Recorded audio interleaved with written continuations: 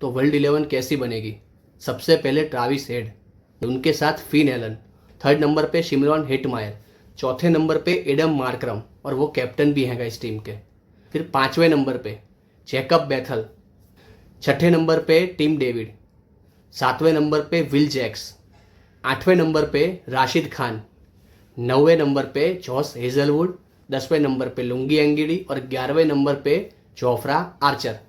तो मेरी जो टीम है गाइस उस हिसाब से बनाई है। आप वैरायटी देखिए, तेज भी गेंदबाज है जोफ्रा आर्चर, वैरायटी भी है लुंगी एंगिडी और टेस्ट मैच लाइन भी है जॉस हेजलवुड और स्पिनर बहुत सारे ऑप्शन थे, बट आप भी एग्री करेंगे राशिद खान बेस्ट है।